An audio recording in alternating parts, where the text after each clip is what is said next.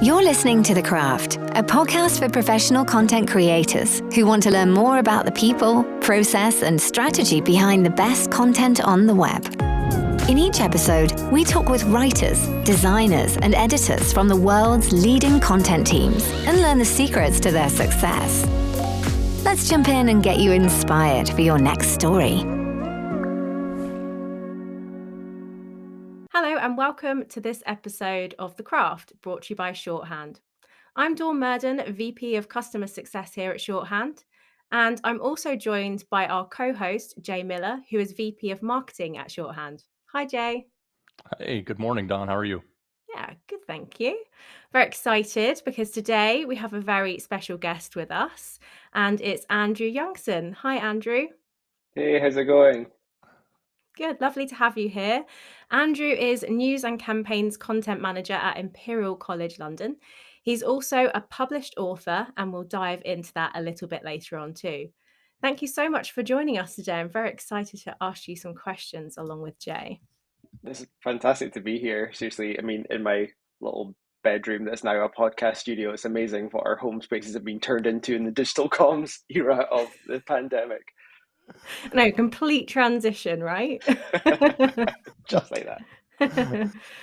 Great. So we'll go into kind of the first set of questions. So part one, we're going to be talking about your work at Imperial College London, Andrew. So I'm just going to dive straight in there with the questions, if that's okay. Go for it. Great. So universities, they are pretty complex places and there's lots of competing priorities. What does your role entail at Imperial College London? So my role, it's a bit of a mouthful, but News and Campaigns Content Manager has grown out of a much simpler role when I first joined 5 years ago, which was News Editor. So we've got a big communications team and we have lots of communications platforms. And it's my job to make sure that we're working to best practice principles for writing online for our numerous audiences, that we are promoting that content, whether it's news or podcast or long read content, and then evaluating it. And that's kind of grown arms and legs to taking this approach that I came and brought to our news output. And now we're doing more defined campaigns and things. So we've actually taken the best practice principles from news writing, promotion, evaluation, and kind of brought that across the board of all our communications campaigns. Hence now News and Campaigns Content Manager, which is a bit of it takes a while to get that off pat, but I think I'm pretty much there right now. Thank you so much. Hey, Andrew, Jay Miller here. Good to be with Hey. you today. Likewise. Yeah, good morning, good afternoon. Let's move on to the next part of this section. Universities also have a lot of different stakeholders. I'm sure lots of people want to have a say in the content that you put out. How do you manage and prioritize your content activities? I mean, in terms of prioritizing, it all kind of comes down to ideally strategic direction, right? We don't always have that. You don't always have a strategy for every little thing, but we do have a communication strategy, one of these glorious, probably like 50-page documents that most organizations have that really, outlines who our priority audiences are. And we do have that, but it goes all the way from quite specific, staff groups right through to the general public. And the general public are incredibly important to us, but how do you define everybody in the world that might come across our content? So we do have to prioritize our nearest and dearest audiences, our students, our staff, our funders, our people who most regularly come into contact with us of their own choice. And then beyond that, we have opportunities for broadening to wider audiences, but really it does come down to those nearest and dearest, which is a lot of people for a university. We are kind of at a Venn diagram of so many different industries and peoples. So it's a complicated one, but one that we're getting better at. And importantly, we're getting more specific about in our strategy, but that takes time to know who you're talking about and to know that they're actually who you think they are as well. Alumni research partners also in that Venn diagram? For sure. Yeah. I mean, they're sometimes in the same bubble of a Venn diagram. we can have researchers who are former students. So we've got this strategy called a lifelong attachment. That's one of our kind of communication strategies. And it does recognize the fact that there isn't just like a simple points of contact that our audiences have. Sometimes it's actually a golden thread that runs through somebody's entire life. You know, they might come to a schools workshop as a kid. They might come to an open day. They might then actually choose to study here. They might come here for a postgrad. They might then go on to do a PhD. They might become a postdoc and then go into like a professional services role, or, you know, it really, there's so many journeys that people take through our organization, as so many people do moving through other organizations as well. Certainly nothing unique even for our university to have such rich, multifaceted audiences. It's really interesting. It really, like in the first episode of this podcast, we talked about the importance of concentrating on the audience. So it's just really interesting to hear, because you do have, you know, such a wide audience that you could cater to, but that you have to also kind of, you know, ring fence the nearest and dearest as well, and think, okay, what are the priorities that we need to make sure that we're doing for them? I mean, like I say, the more specific that we can be, the easier it is to measure the success of reaching to those people. And it is an onward journey for us. It's just something we're always trying to refine. I just loved how you used the term golden thread, and just how you think about your audience over time. And I think that's a beautiful, beautiful concept. It's the ideal, right? We want to be an organization that people have multiple touch points with. That's fantastic for us, because the more contact that we can have, then the more personal the relationship feels, and the more valuable we are to their lives. That would be amazing if that could be the case for most of our audiences. Note to our friends at Motion, our agency, Andrew, for the podcast recording. That was a great quote right there from Andrew. Oh, there's so many more to come. Just you wait. Everything's going to be golden now, right? Yeah. Brilliant. Well, let's move on to talking about working with academics. We'd love to understand the challenges of working with academics, especially those that perhaps aren't so used to working with the public. How do you coach and kind of make sure that they realize the importance of comms and storytelling, and your role and the role that you're there to play? Sure. I mean, I think we're very lucky right now that the modern researcher is very switched on to communicating. It's either written into their job spec, essentially. It's been part of their experience as a junior early careers researcher, and they take it with them. I've noticed the difference even in the 13, 14, 15 years I've been working. Earlier on in my career, I was in higher education communications. I then went away for quite a while, and then I've come back to it now. And I've noticed a big difference in not only the willingness of researchers to share and talk about what they do, but actually the recognition of its importance, that should be a core part of what science is. It's not just about doing it behind closed doors. It's actually about making sure that you're communicating the value of it to everybody that it could be relevant to. So nowadays, researchers that we work with, there's very little resistance. And we do need to be careful that we're not pushing people into the spotlight that don't want to be. But, you know, communication is a skill, and we're here to train people up that are less comfortable. And in those cases where we do need to take an active role, as opposed to just channeling the amazing skill and energy that a researcher already has in the communication skill set, then it is more things like traditional media training that we'll do. The very fact of doing a news article with us in the press office is also good training for doing an interview with a member of the press as well. So everything kind of levels them up stage by stage. We have a media training academy as well, because we're really trying to make sure that it's not just senior researchers who you hear from the most. There are some amazing insights to come from very early in people's research careers, and we want to make sure that we're offering a platform to those people as well, so that by the time they come to be a senior researcher, they're well experienced in communications. So yeah, we take an active role where it's needed, but to be honest, most of the time it's just about us channeling that great energy in a good direction. That's wonderful to hear, and especially that you know, it's a field that you worked in before, you've gone away, you've come back into it, and you've actually noticed that change as well. Do you have any kind of hypotheses in terms of what contributed to that change that you've seen, that shift? I mean, even in that 14 years or so, I mean, social media, right? Think about when I started. I mean, did YouTube even exist when I started? That's a scary concept that really ages me. But think about the opportunities for people to communicate.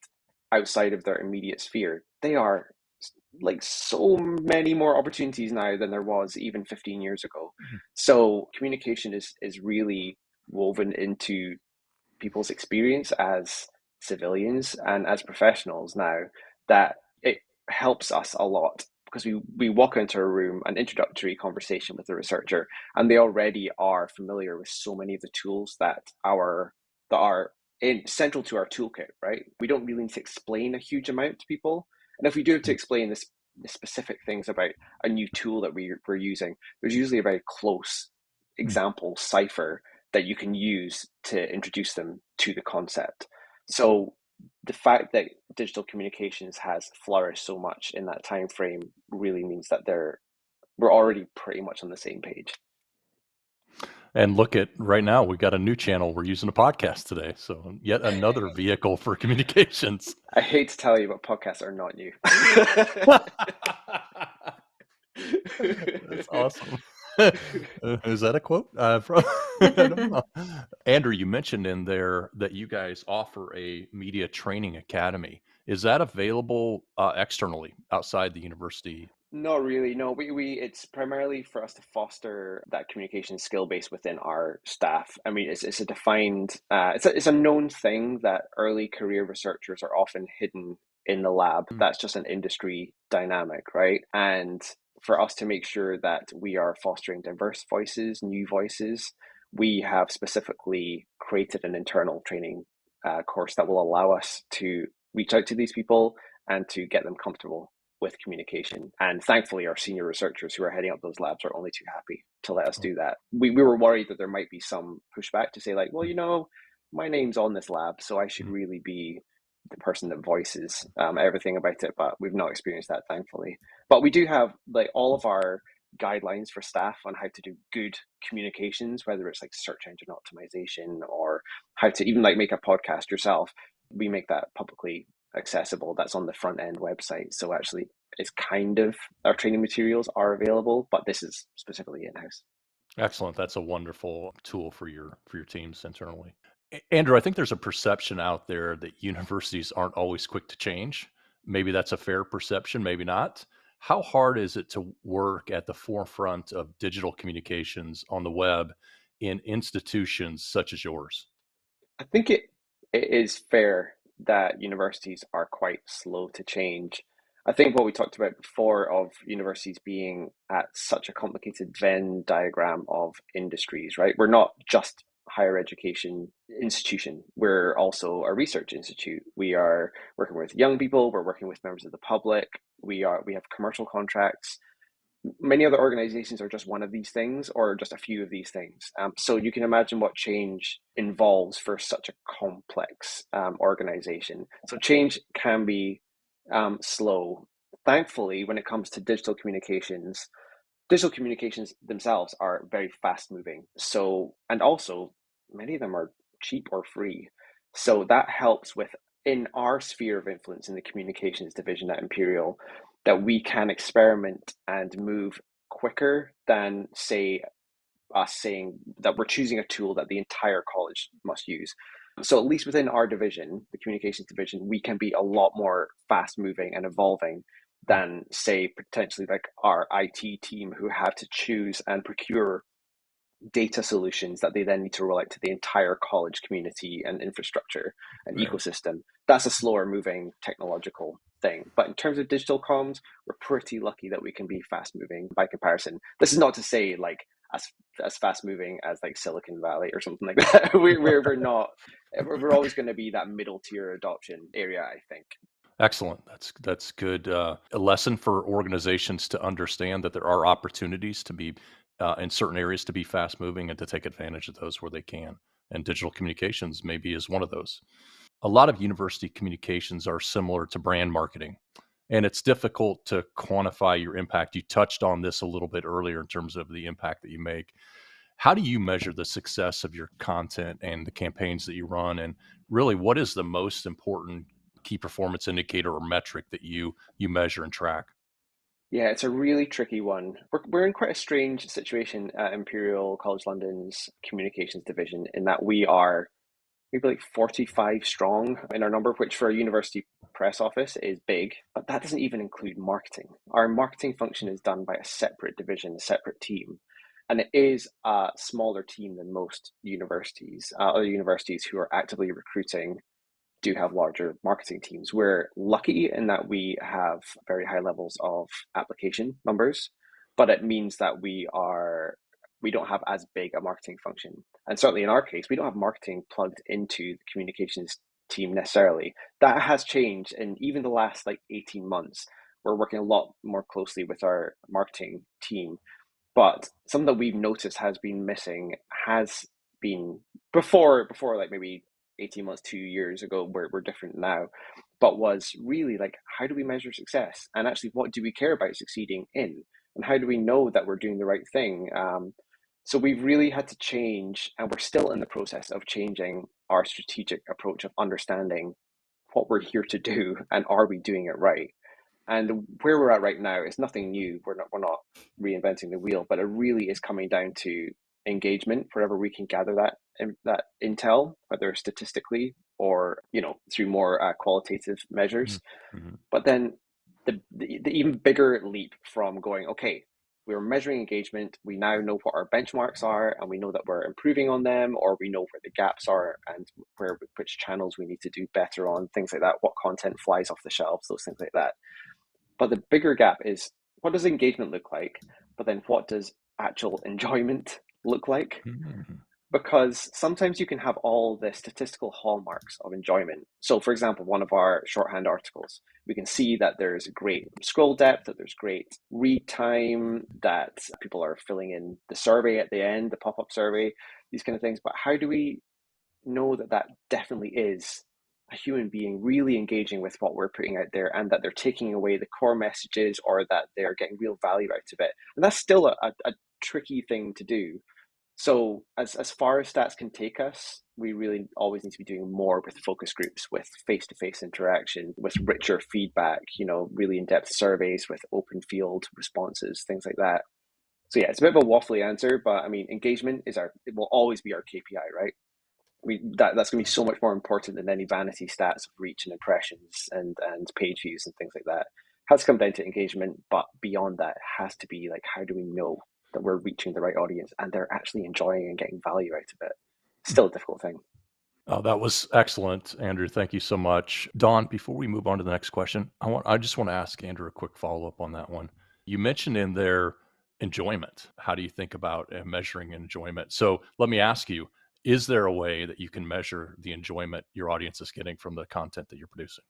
I mean, I think a simple one is sharing. If somebody's likely to share, that's a huge endorsement, right? It's such a simple thing, like clicks, comments, and shares. That's what you're always looking at on social Mm-hmm. media. But to actually share something, to amplify your message, and to take what you've done and put it on somebody's personal profile as I like this. This says something. It might say something about me. It might say something about who my audiences are. That's a huge endorsement. So that idea of sharing, whether it's actually telling somebody or whether it's actually, retweeting or whatever, that's always going to be a huge sign of enjoyment. But then there's still nothing better than getting candid responses in qualitative format. Mm-hmm.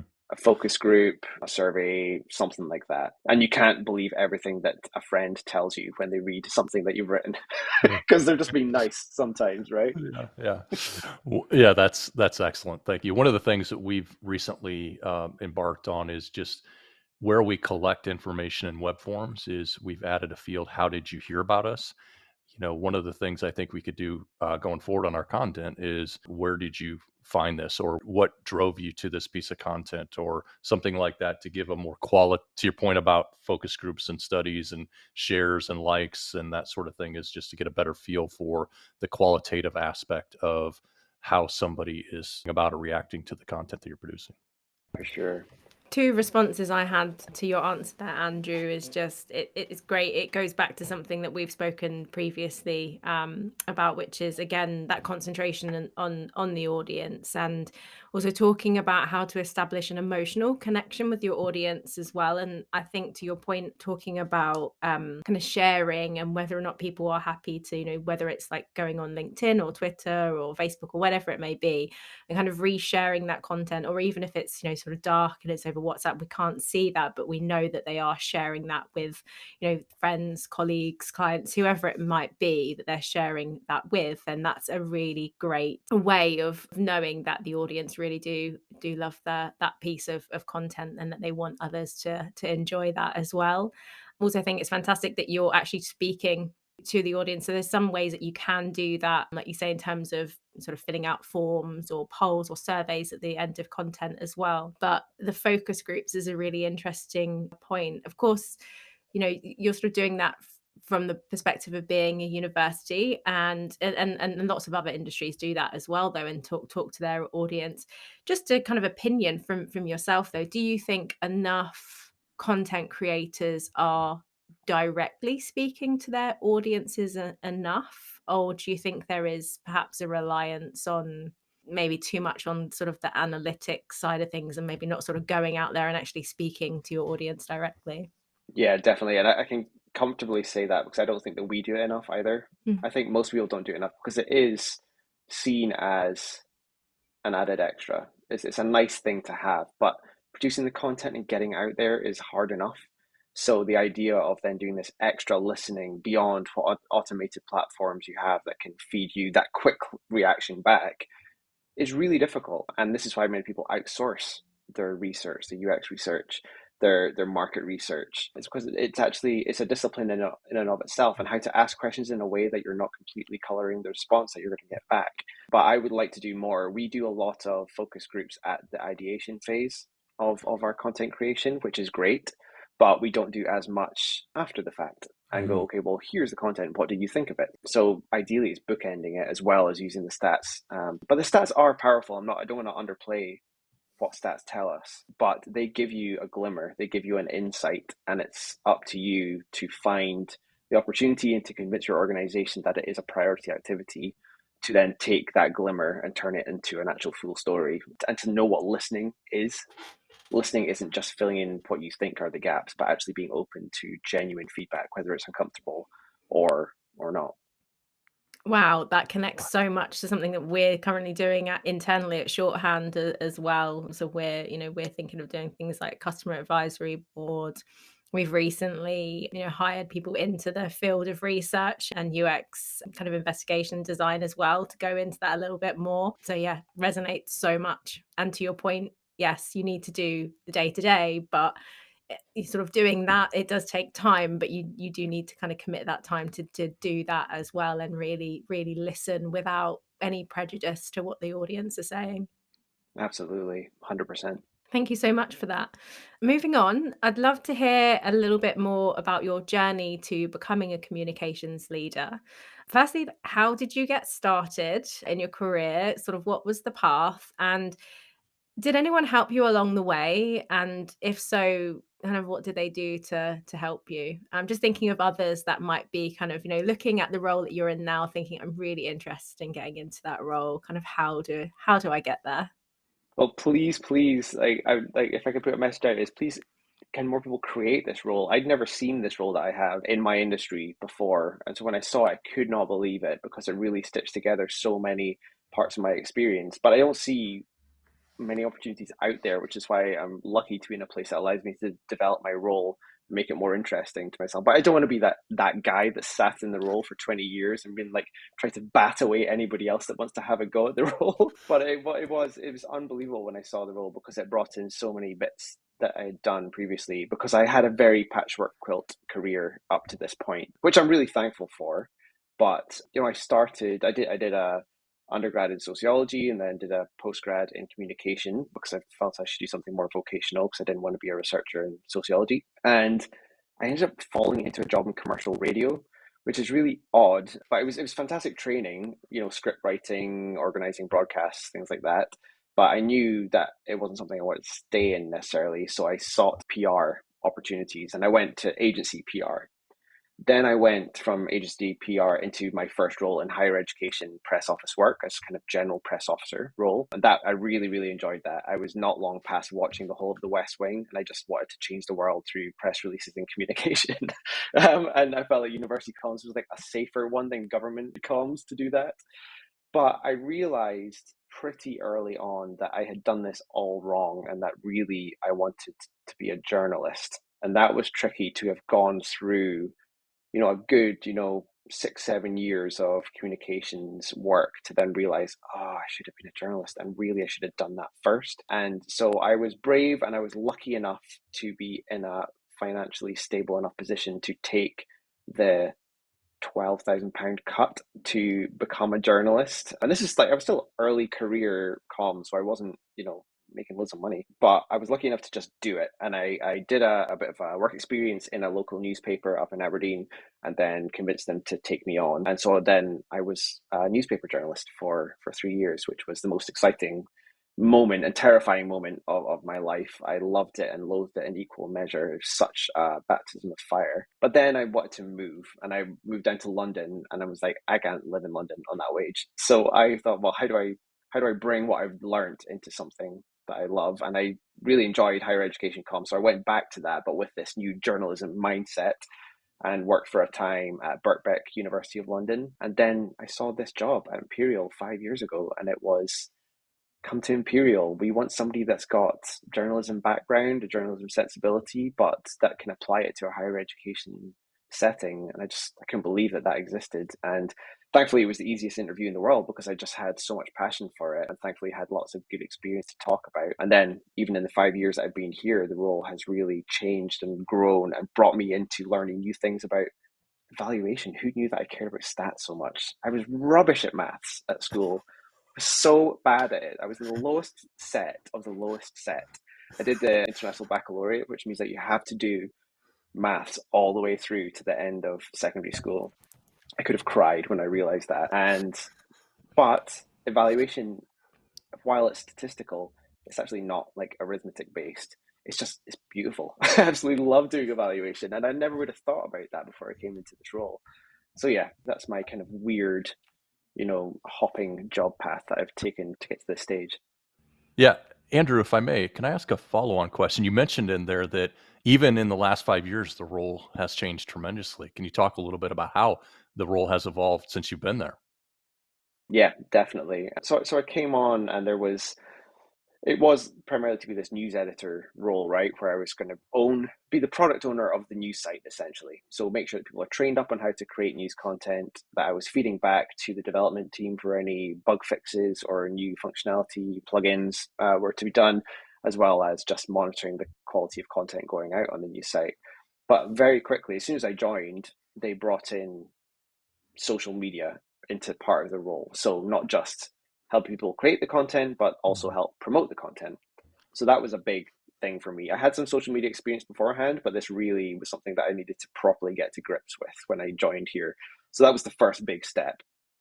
And then maybe the last 2.5 years or so, there was this recognition that the approach that we were taking to our news content output, promotion, and evaluation was something that could be rolled out further.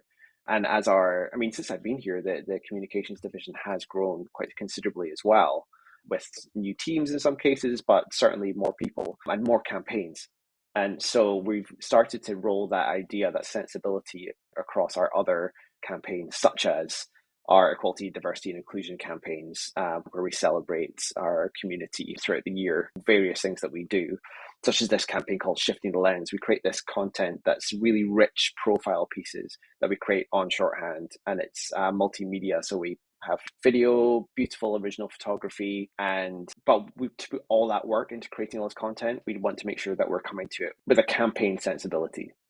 So I've been thankfully really heavily involved in that, working with my colleagues in the internal communications team to take what we know about how we promote and tell our stories on news and then bring it to campaign work and doing those beautiful things that we're talking about, of talking to people face to face, focus groups, not only the people that we're interviewing, but the people who these people are especially meaningful to. Like we have a student that we profiled who's from a Tamil background, and through him we've been able to really say something to our Tamil community at Imperial. And so all these bits of content creation allow you to access new communities, new audiences.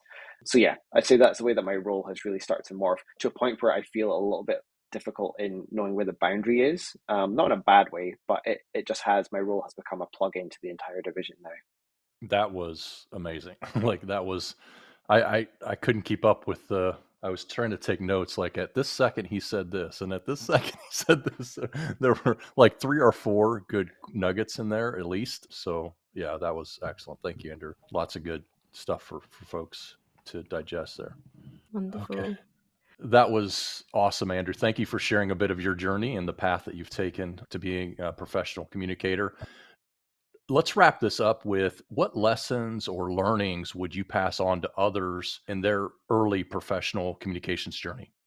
I mean, who am I to talk to people coming into their career? Things have changed so much. The time I've been working, I'm already feeling like a dinosaur. But if I've learned anything in my early career, it's the importance of experimentation and being open to trying new things and not just taking what your organization gives to you as part of your daily role, right? We all have our job descriptions and we must meet the requirements of it. But the moment that we just take that as like the full boundary of what we do is really dangerous for our own personal development and actually in turn bad for the organizations that we're working for, right? They don't want us to stagnate because they don't want to stagnate, but it's people that power organizations. So really people need to be experimental, whether that's things like if they're lucky enough to have the opportunity like I had to hop around different organizations and different industries and try new things and take the hit financially when you need to and step up when you need to. But if you find that you're getting everything you need from within one organization, that's wonderful. I'm really lucky at Imperial that we have lots of focus put on our training and development. So I feel like I can flourish quite a long time in this role. But yeah, if you're in an organization that's like that, take those opportunities. Do the in-house training programs. People think that they're just like, oh, really? I just want to do something that an external trainer is doing. But really look at what your internal training offers. Sometimes it's amazing foundational skills that you don't realize you're missing. And it introduces you to new people, new teams, especially if you're in a big organization like me. Don't think that your division, your team knows everything. Get out there and speak to people in other teams, peers with similar roles in a different faculty or department, or somebody that has a totally different job to you. But actually, when you break it down, your roles come down to pretty similar things in terms of finding things out, problem solving, what leadership looks like, good leadership looks like. Yeah. And it all comes down to stepping outside of your prescribed immediate role, your immediate job description, and having fun with it, just play and experiment and be flexible. Thank you. That was excellent. I think there's a lot of, yeah, you may refer to yourself as a dinosaur, but I think you've got a lot of great learnings that you share with those that are earlier in their career. I'm glad to hear it. And also it resonates because we've spoken about this in a previous episode where we've talked about seeking inspiration from outside of your industry as well. So when it comes to sort of moving from the career to the content perspective, but just looking at what other content creators are doing, even if it's in a completely different space to yourself. So I know, Andrew, we've spoken previously about, you always have an eye on what BBC or what some of the big news outlets are doing, and thinking about how you can kind of bring that back into your organization as well, which to your point on your kind of patchwork career to date and how that's worked, but you've got all of that inspiration from different places because you've worked in those different industries and you've brought those transferable skills back into Imperial College London, which is awesome. I've definitely tried to listen and steal respectfully. As long as you quote your sources, it's nice to steal. Inspiration. It's just taking inspiration. Exactly, It's not stealing. exactly. And I appreciate your point about getting out to those that are inside your organization as well, like others inside your organization. You mentioned that for large organizations for sure. Absolutely. And there's ideas and thoughts and different ways of doing things. But even in smaller organizations, I think oftentimes we get into our rut, into our day to day, and we're going about our biz and don't take opportunity to collaborate with others where we might learn things or get new ideas or a fresh perspective on even the work we're attempting to do now. So I think that was an excellent point. Cool. Yeah. I mean, I think we're too quick to label other teams. Oh, that's HR. Oh, that's finance. And just think, well, we know what that is. but you don't know what that is. You really don't. And the only way to find out about it is to go speak to them. Definitely. And people that have shifted careers as well, like if they've taken a completely, sort of different change of career, often you'll be hiring those people because they've come from a different place. But you'll find that when you're going in as a new person, you might be trying to mold yourself to the way that that company is doing it. But actually, you've probably been recruited for being different. So it's sort of remembering to make sure that you remember those differences and you bring that into the organization as well. So I think to your point of just talking to people, what was your experience beforehand? How could that relate to what you're doing now? Could we be doing anything different? Kind of asking those questions and having those dialogues with people is such an important part of that experimentation point. Sometimes I think we talk about experimentation a lot, but it's like, how do you actually do that in process? And it can be just talking to people and getting ideas. Definitely, it doesn't always need to be some really expensive training course that you're going on. Great. Okay, well, thank you so much. We're moving into part 2 now and talking about science and research communication in a bit more detail. So, first question on that. So, Imperial College London played a huge role in COVID-19. How challenging has that been from a comms point of view and kind of managing everything that was happening during that time? Yeah, I mean, remember I talked about the Venn diagram of Imperial, the fact that we're positioned in the middle of so many different industries. The pandemic for Imperial has been its own Venn diagram as well. We seem to be involved in so many things.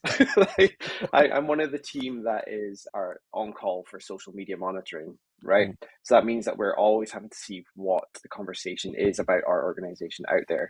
And ever since March 2020, we have so many listening streams dedicated to the pandemic and whatever the buzzword is, COVID-19, Omicron, plus Imperial. That's our listening streams.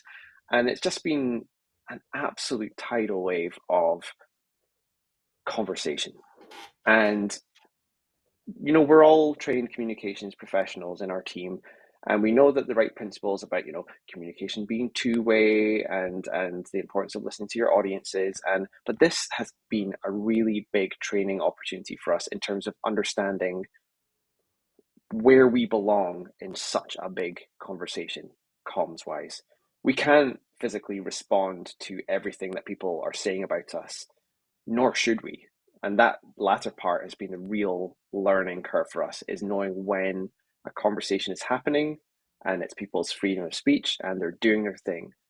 But when do they need us in the conversation? When are they actively reaching out for us for a response? When do we have the information that we can respond with? How can we quash misinformation where it happens without being a police force on social media? It's been really difficult, and it continues to be really difficult to know where our role is within this, especially because so much of our COVID research is done in partnership with institutes and people all over the world. We're just one organization. We're a very prominent organization because we've been involved heavily in the modeling of how this pandemic is rolling out and what we can expect in the months to come, which is such a difficult discipline. And people expect specific answers. They expect to know the day, the minute that we're suddenly going to come out of lockdown. We can't know these things because people are complex and they move around and there's billions of us. But people expect specific answers from science all the time. But we're also involved in developing vaccines, in understanding how the virus is affecting people with different pre-existing conditions and comorbidities. So our name comes up all the time, and it's just been so difficult and interesting and challenging and fascinating to come to understand where we fit in that conversation. The word relentless springs to mind, just hearing you kind of talk about being in that environment and sort of coping through that. I imagine it, like you said, it's such a learning curve to kind of figure this out. But how did you go about setting expectations both internally with the team and kind of what they were working on and externally as well? I imagine that you might still be kind of trying to figure this out as as we speak, but I'd love to dig into that a little bit more and how you've managed that side of things. Sure. I mean, I think our primary responsibility is always going to be with what we're putting out into the world. So whether that's the research papers, whether it's the press release related to the research paper, whether it's the media interview related to the press release related to the research paper, the things that we are proactively putting into the world is where our immediate responsibility is for communications, to make sure that the message is clear, it is consistent, it is transparent, it is understandable, and to minimize the likelihood of mishearing or misinformation spinning out from it. And then when that information is twisted or taken wrong or misunderstood, understanding, have we played a part in this? If we have, then we need to be very open about that. But more often than not, it is knowing that the content that we put out into the world has such a broad audience base that there's going to be lots of different types of responses to this content. So then in terms of the wider conversation and what role we can play to jump in, thankfully we just have such strong partnerships with the world's top thinkers and researchers that there is strength in numbers and strength in making sure that there's an allied front in what we're doing and an understanding of the research that we're each putting out there and having each other's backs and things like that, all in the spirit of making sure that the most objective information that is out there and being seen. So yeah, it's taking control and responsibility for what we put out there, but also working with our peers across the world to make sure that we're tackling misinformation wherever it's coming from. And of course, there's so much information about the pandemic out there. Did you have to sort of, presumably you have, a house style or a style to the content that is going out into the world, and probably different styles as well, depending on the nature of the content. Did you find that you had to tailor that house style and that communication method at all sort of during the pandemics? So I'm just thinking about, in terms of you have a wide audience anyway, but the audience became even wider throughout the pandemic, and the amount of people and the different kinds of people as well that you're communicating with that maybe perhaps were not audiences previously.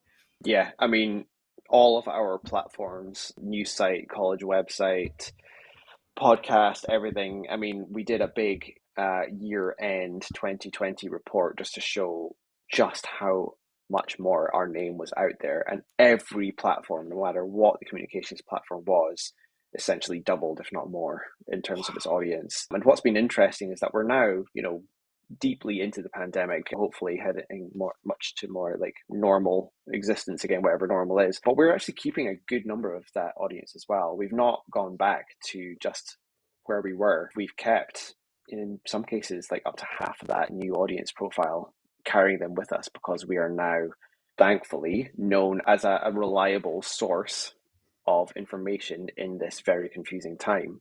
So that, in terms of your question about, a style guide, specifically, yes, we did create a style guide for our coronavirus communications that exists within our wider writing style guide. But in terms of the consistency of messaging, we're constantly talking about how to make sure that we're still, capitalizing COVID, for example, where some big media outlets aren't, but we're sticking to that because it's what the World Health Organization is doing. They're one of our guiding lights in this. So that's been really important as well, is to know who your guiding lights are in this space. And to make sure that you're communicating harmoniously and in parallel with.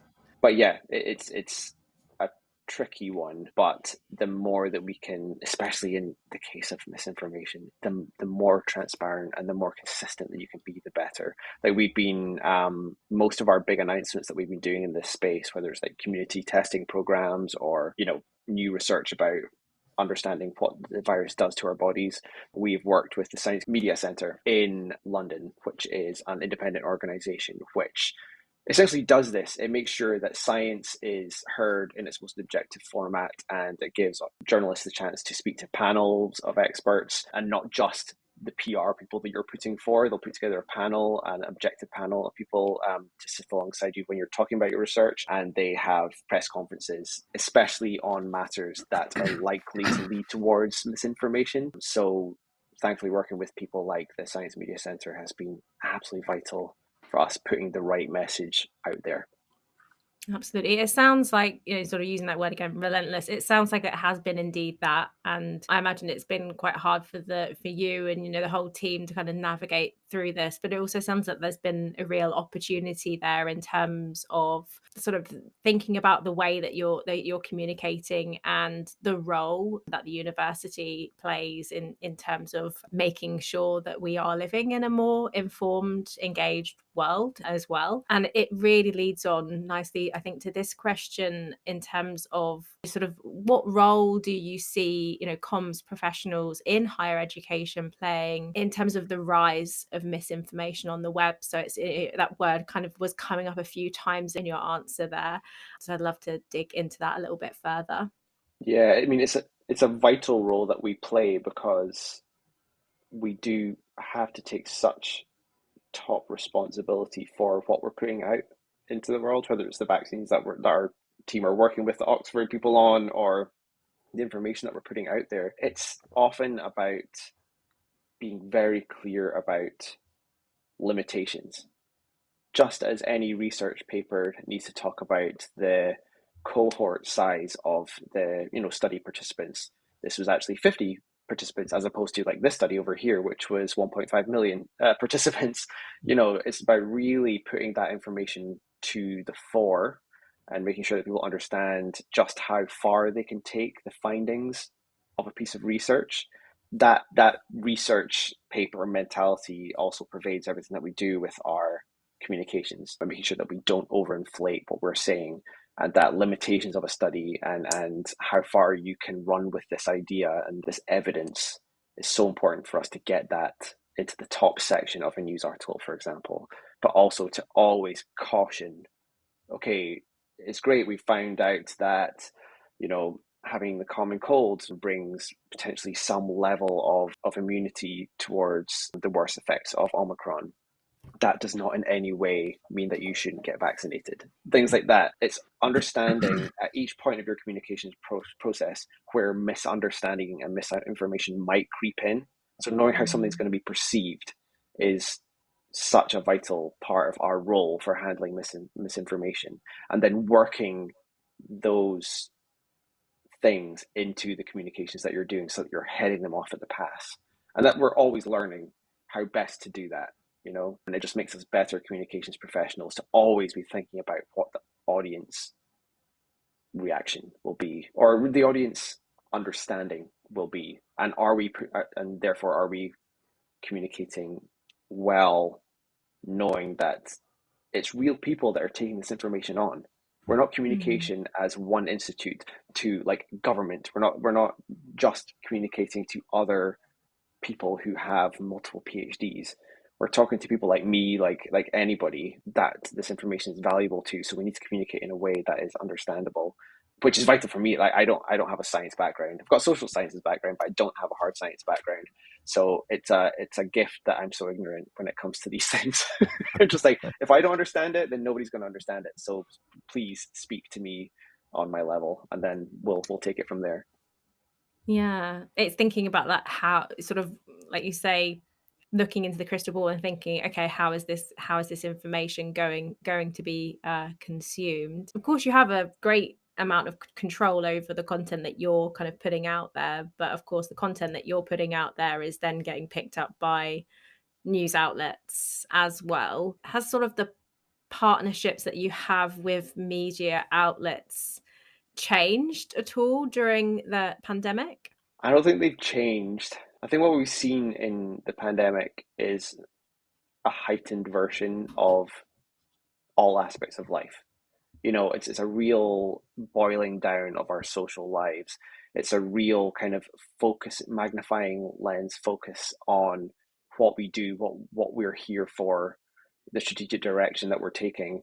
And I'd say that it's a heightened version of our relationship with our audiences, especially including media outlets, the ones that we're lucky enough that carry our news a lot of the time, have also led to, I mean, it's practically a full-time job for us to get retractions on things. And it is an ongoing and heightened issue of, I won't name them, but certain media outlets very regularly, whether willfully or purely because of picking up on something wrong, in which case that's partly our fault, right? If something's picked up wrong, the most exciting headline taken from what is actually quite a well-reasoned piece of science communication. So yeah, I'd say that it's been a heightened and difficult time but it's also been a wonderful time for our partnership with media outlets who really do want to get objective information out there. The BBC has just been a fantastic outlet for us. And, for most cases, this is about us writing the press release, handing it over, and then them doing what they want and us giving them access to our researchers. We're not kind of nitpicking. We don't get proof of copy before it goes live at all. This is not how media relations works. But it's always so gratifying when you work with journalists who have the same set of priorities as you. Thank you for that. That was really interesting. Yeah, excellent. Thank you. And I think that speaks greatly to your comments earlier about being a trusted resource for in this case, you're talking about media or journalists and news organizations, but just your audience, all of your now global audience in general. And I can say that before this podcast, prior to meeting you, Andrew, IC became a trusted resource for me in terms of things relative to COVID. So because you've been on that journey, I've become a new audience member for you, and really appreciate the work that you're doing there. No, bless you. Thank you very much for coming to join us. You have a dual function in a way, marketing the university and informing specific audiences. Are these the same thing? Do they ever come in conflict? They are the same thing insofar as we cannot pretend to be a voice that is disembodied from the organization, right? Everything that we do, everything that we say is as a member of Imperial. So we need to be absolutely clear that every message that we put there carries with it branding. Whatever that branding is, whether it's literally our name or the core values that we hold onto. So we need to be clear about that and always, and hopefully our audiences know that any message that comes out of an organization has to, it just carries that. You're not just going to get, some completely third-party voice coming out of somewhere like us. So it's a responsibility to make sure that we understand that. But also it's a fantastic opportunity. I mean, people know Imperial in ways that they never knew Imperial before. They might have known, like, oh, maybe a university, is that right? Yeah, okay. Maybe a science university. Yeah, okay, keep going. And now like okay, so it's a science university. It's one that is at the forefront of handling new emerging strains of disease. That wow, how cool is that people might understand that just from the word, that they know that we're a respected research institute where some world-changing, real-world benefit-bringing changes are coming from. So that's really, really cool. But the one thing that we don't want to be doing is over pushing it, right? With Imperial's a great place, come study here, that kind of stuff. So I think the more specific that we can be in our communications to reaching out to the right audience, the less there will be a conflict. So Facebook, for example, when we first started pushing stuff out on Facebook, we were being pretty omnivorous with the content that we put out there. We would do a little bit of marketing here, we would do a little bit of staff news there, we would do some student success stories there. We now know that it's largely a student platform for us. I mean, and Facebook is it's quite an old social media platform for any organization to be on, but we know that it's much more of a community-based student, bit of alumni platform. So why would we push content out to them that's not going to be relevant to them? Why would we market to them with things that they can't consume, that isn't for them necessarily? So the better that we understand our channels and our audiences, the less likely that there'll be any conflict of that kind of marketing, brand raising comms. Oh, I love that response. So it's not a conflict, it's a responsibility, it's an opportunity, and you need to take great care in how you go about representing your brand across different platforms. So yeah, because people will tell you very quickly that not us. Wrong people. Go tell that to LinkedIn. That's not us. Yeah, they'll be vocal, and you should listen to that. Excellent. Thank you. I also picked up there that the storytelling aspect is really important as well. So in terms of, sort of you were saying, how do you know what the university is for? Okay, it's by telling the stories, and especially so I think that's why it sounds like the pandemic was silver linings, turning it into opportunity in terms of what Imperial College London, could and should be known for, is telling those stories. And I remember you did the so the 6 months on the front line story, that really did tell a whole story and painted a picture of Imperial College London's involvement in COVID and what it did. And that was such a strong story, because it was exactly that. It was storytelling at its best, and it took you onto the front line. It showed you what the university was doing and how it was involved. So yeah, I thought I'd just mention that, because it is an interesting point and just goes back to a lot of the content that we've seen coming out from your team over the last few years, where you are just really concentrating on that story in terms of what's coming out of university, all the great work that's being done. Yeah, and that was such a good opportunity for us to sit back and look at all the different things that we're doing in this space, really recognizing the contributions of our NHS frontline staff, as well as people in the labs coming up with new solutions. And it was as much a process of us telling our audiences the story of what we were going through, but also telling ourselves the story, because when you're right in the center of it, you can't really see what the story is. So communications is really cathartic for both parties, right? The creators and the audience. Yeah, I imagine a lot of the team look back on that and think, wow, I was involved in that, and it's quite humbling actually to think, okay, I was a part of that. I helped make that happen.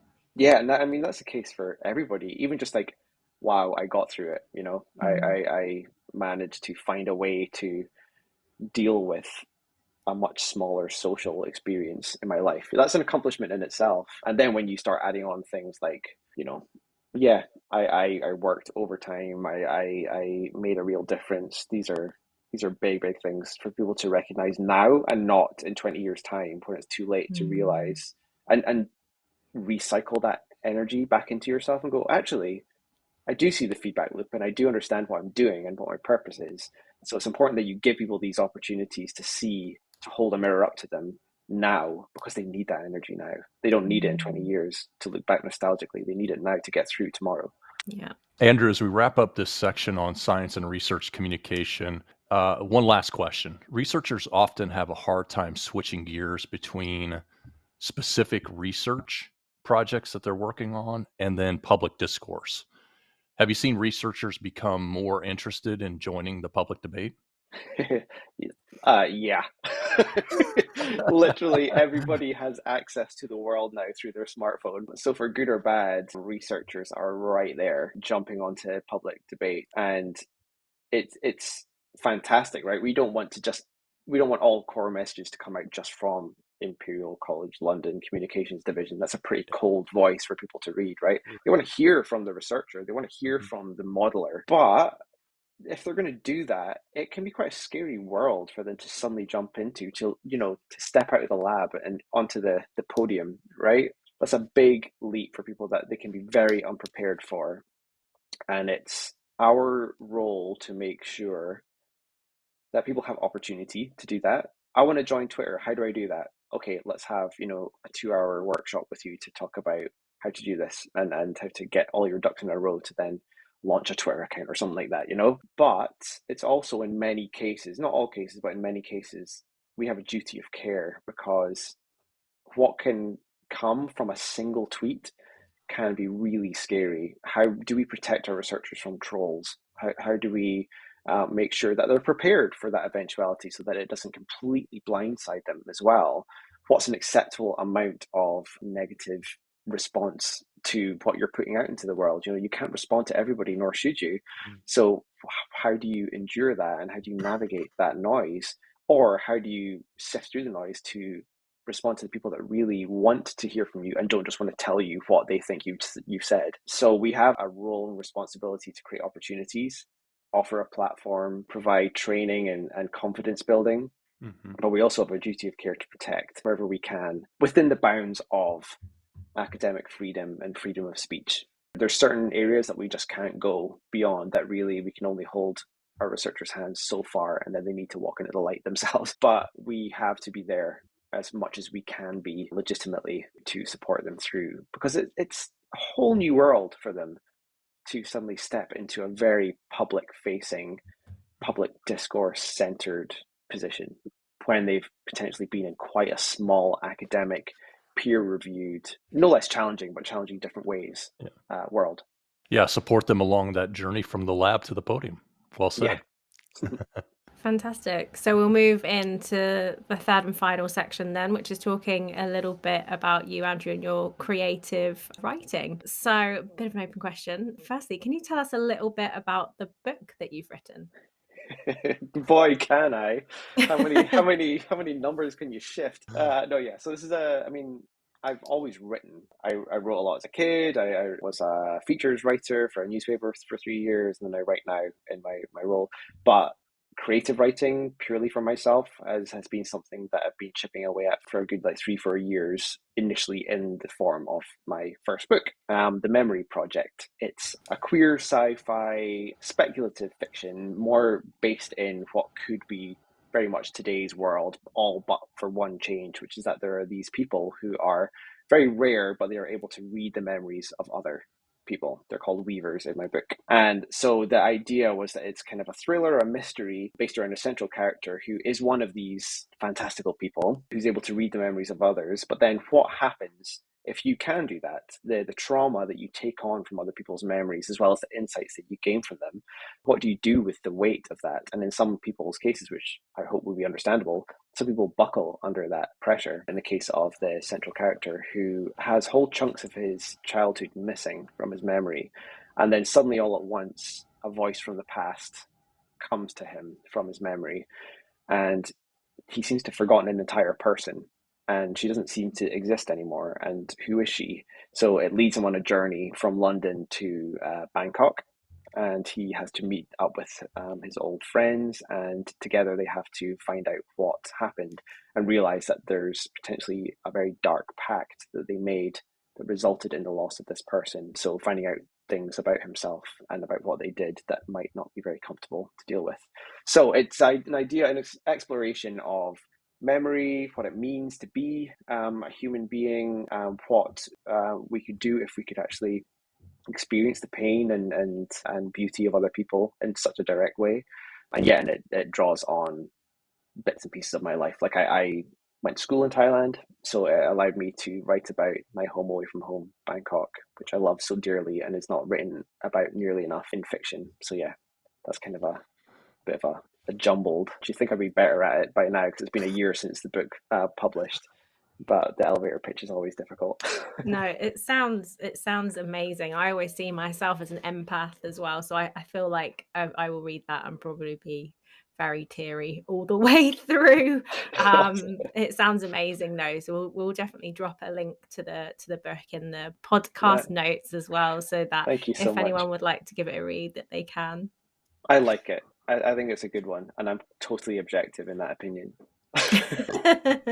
Well, I was going to ask you if it had any ties to your own story, but you mentioned that, so I won't go there. But I haven't read the book. But you know what you just did? You gave me a wonderful gift idea for my daughter who loves these kinds of novels. So her birthday's coming up. Don't tell her The Memory Project. Amazing. Honestly, she will thank you for this forever. You know, everybody has that one book that really inspires them to do great things. This will probably be that book for her. Wonderful. Just saying. I can't wait. I can't wait to read it. I can't wait to see her reaction. Thank you. Hopefully, well, I'm not sure when her birthday is, but hopefully this is not a spoiler and she doesn't listen to the podcast first. On inspiration, though, question from that. So, who inspires you as a writer or a storyteller, both from sort of your professional life, which we've spoken about a lot in today, but also the creative writing side of you as well? It'd be great to know sort of who inspires you. Yeah, I mean, it's one of those things like everyone, and also I have no idea who, because like people talk about the muse, right? The writer's muse.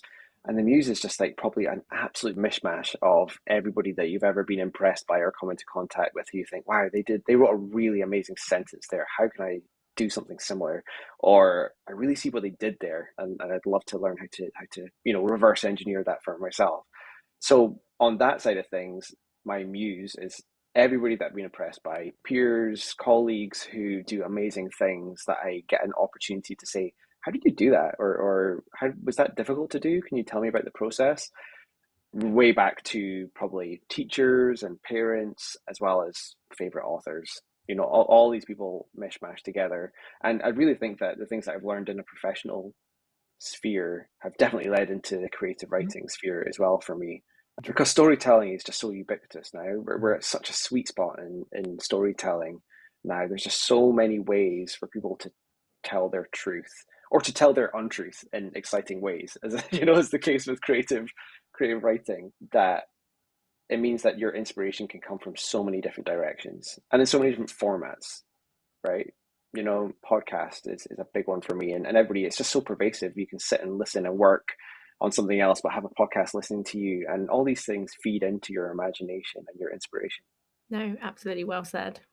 Earlier in the conversation, Andrew, you touched on DE&I with respect to some stuff that you've done in the professional world, or your, IC has done in the professional world with shorthand.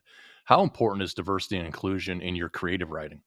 It's super important. It's a bit scary as a Caucasian guy writing about the experiences of other people. It's a big responsibility. But yeah, I mean, in professional writing, it's right at the center, and we have real kind of great structures in place to offer the platform to different community members to come forward and tell their piece. But when it's you writing about it from your own imagination, it's a huge responsibility, and it really keeps me up at night all the time, because the last thing you want to do is get cancelled. That seems to be the thing, right? Mm-hmm. But that comes from a very real place. People kind of laugh about cancel culture, but it comes from a very important, real place. So, for example, a new book that I'm writing at the moment, it is even more so than the previous book. It is one that does tell the stories of people who I don't have direct experience of their lived experience. So I have been really, rightfully so, nervous about how to do this right. But no surprise, no shock. It's all about speaking to people. So as soon as I realized, actually, I just need to do what I did as a journalist and find people who can tell me about their experiences, and then ask if it's okay if I work some of that stuff into my book. So I've had so many one-to-one, Zoom conversations, going down the pub with somebody and talking to them instead, coming away with this amazing, rich insight that, with their approval, I've been able to bring into my new book and tell these stories from a much more assured point of view for me, that I know that I've done the right thing as far as I can do to get outside of myself to tell somebody else's story authentically, despite the fact that these are fictional characters that I'm creating. So yeah, when it comes to diversity and inclusion, you cannot write, nobody can write from the other's perspective, other with a capital O, but they can reach out and speak to people with that lived experience and learn from it and listen to it and try to do their best to tell it, and hopefully tell it authentically and well. Oh, well said. Yeah, I was going to say those same things, but you just wrapped it up nicely. So, well said. You mentioned that you're working on another book where you're tying in some of this diversity and inclusion as part of it. What is the other book, and tell us more? So I'm only maybe come up to the 2/3 of the way through the first draft point, but I've been working on it for about 18 months now. And it's a modern story inspired by, it's in specific folktales to the northeast of Scotland, where I'm originally from, as well as pulling in some folktales from specifically Ireland and Uganda. So it's the idea of folktale and how it lives and breathes through the people that tell it and carry it forward, and reimagining some of these classic folktale characters in a modern setting. And it's just been the best task to do ever, because it means that I have been able to read up on all these amazing folktales and to try to find those threads that connect them, because folktales have traveled the world just as our storytelling now travels in milliseconds on the internet. Folktales have traveled, and you'll find things, similarities between a fairy tale from far eastern China actually bears very similar story beats and moral tales as something from like Eastern Europe. It's just incredible to me that stories have traveled. It's just the speed that's changed. Yeah, what an interesting idea, and I can't wait to get my eyes and brain on that once it's ready for prime time, ready for the public. One follow-up question, Andrew, so you've done one and you're working on another book. Any tips, tricks, recommendations, lessons learning for other want to be authors that are about to embark on that journey? I think not having a kid helps. I've got lots of friends who are writers as well, and I am in absolute awe and astonishment at those who have children who are able to knock out a book as well. They are my ultimate heroes. The fact that they're able to juggle all those things at once is just unbelievable to me, because to me, writing a book is such a consuming task, and I'm lucky enough to have the time to do it. Even with that said, finding the time is difficult. I've recently found in the past year that actually getting up an hour early and writing in that first, 7 to 8 a.m. slot is actually the best slot for me. But, I don't have anything else to do in that morning time. If I had to get somebody else ready and find out where both gloves are and the woolly hat is, I don't know how people do this stuff. So yeah, so don't have a kid and you can write a book. That's my ultimate tip. I can honestly say that I did not expect that to be the quote from this section. It's true though, right? It is true. People who have kids and write books are my hero. Yeah. I have a colleague who's interested in writing, and we talked a lot about books and writing, and I've got a few ideas. I've contributed to a few over the years, and she's asked me, "Well, is this the year you're going to embark on your journey?" And I said, "Well, probably not. Maybe next year." And my primary reason is my daughter is in her last year of university, so once she's out, then we'll, like you It's said, gonna happen. then it can happen. Yeah, there you go. So I read an amazing tweet that this I can't remember who it's from, but it was somebody who was turning 40, and it was their top tips that they learned, and they are a writer, and they basically said writing is not special, writing is not precious, it just is work, and it's good work, but let's not put writing into this kind of mythical thing that only people that are inspired can do it. It just is work, but it's great work if you can find time to do it. wonderful. Thank you for that, Andrew. Thank you. Well, that was amazing, Andrew. Thank you for that insight into your creative writing and how you think about it. And I think our vision for this podcast was something that's entertaining, insightful, and inspirational with great storytellers of the world. And I think we've achieved that today. So, Andrew, that was very entertaining, very insightful, and definitely inspirational. So thank you very much for your insights today. Thanks so much for having me. I'm absolutely evangelical about what Shorthand does, and it makes absolute sense to me that after creating a storytelling platform for people to tell their truth, you're now doing that on an audio format as well. So yeah, thank you so much for everything that you do, and creating a platform for us to say our piece. Thanks. Okay, so we are sadly coming up on time. So I wanted to close by asking you a couple of final questions, Andrew. So, looking into your crystal ball, where do you think you see university marketing and comms kind of going? And do you see more changes in the range and the types of content that universities are going to produce?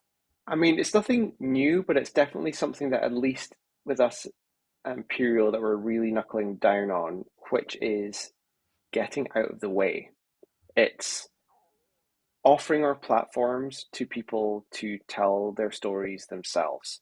So user-generated content. It's nothing new, but maybe we're slow on the uptake. But this is what 2022 is really going to be for us. And I'm seeing more and more of this in the industry, in the world as well. Look at TikTok. It's just all about people telling their own stories in their own fun way.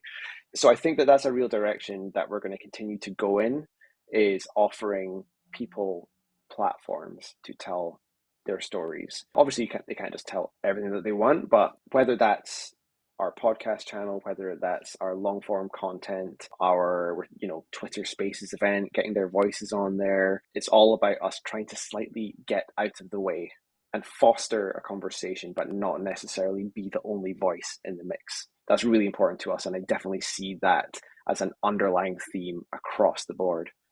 Fantastic, thank you. And finally, is there anyone that you would like to credit or give a shout out to in terms of influencing your journey, approach, and thinking on storytelling? Probably just the old faithfuls of family and friends, but Probably the most is my peers who are on the same level as me. It's great to be inspired by leaders and managers, but I think that I've been more influenced in my career, in my life, by people who I sit next to than somebody who's on the floor above me. It's just the best thing to be able to work in a team. I absolutely love it, especially, I'm doing creative writing and stuff, which is quite an isolationist activity. I really value the opportunity to work and learn from peers. And so just a shout out to them. They inspire me every day to be better because they're doing the same kind of job as me. So it's a very clear example of what you're doing or not doing. And I think there's no better way to inspire people than to actually do the task as well as tell people how to do it. Absolutely. Fantastic. And is there anything that you would like to add at all before we kind of finish up for today? A nice parting thought. This is again from social media scrolling, which I probably shouldn't do so much. But there was a really good quote from the actor Wentworth Miller, who is, people might know from Prison Break. This amazing guy. I don't really know anything about him, but he was in an interview where he was saying that he would do something wrong and forever be harsh to himself and be like, "Oh, you idiot! Why are you doing that? Why did you mess that up? Or why did you do that wrong? Or, why did you drop that plate? Why did you stub your toe?" And he just said, if you spoke that way to a friend, you wouldn't have any friends. So don't talk to yourself like that. Be friendly to yourself. Give yourself a break. Be kind and cultivate a nicer approach and outlook to yourself. It's just really something that's going round in the back of my head is we always tell ourselves off, but why? Why are we so mean to ourselves? So yeah, whatever we're doing, whatever task we're performing, story we're writing, audience we're trying to reach, just be kind to yourself and realize that you're trying to do your best. I think that's a really great way to finish the podcast. And I think, we've talked a lot about the pandemic today as well. And of course, all of the, stresses that have come as a result of that and all the sadness. So I think, that's such a wonderful message to end on. I think, we can agree that everyone needs a little bit more love right now. And what better person to give it to than yourself to, keep yourself, going. Well, Andrew, thank you so much. This has been such an insightful episode of The Craft. Like yourself, we have a number of amazing guests lined up for the future as well. But for those who are listening, if you would like to come on and talk about content and storytelling on the web, please do get in touch with us. We'll drop a link in the show notes so that you can reach out to us. We'll also include a link to some of the pieces of content that we've spoken about today, and of course, Andrew's wonderful book as well. But thank you so much again, and take care, everyone, until next time. Thank you for checking out this episode of The Craft. This show is brought to you by Shorthand, a platform that helps professional content creators produce beautiful stories without writing a single line of code. If you enjoyed what you learned in this episode, make sure to follow The Craft wherever you listen to your favorite podcasts. Or visit shorthand.com/podcast to get immediate access to all the latest episodes.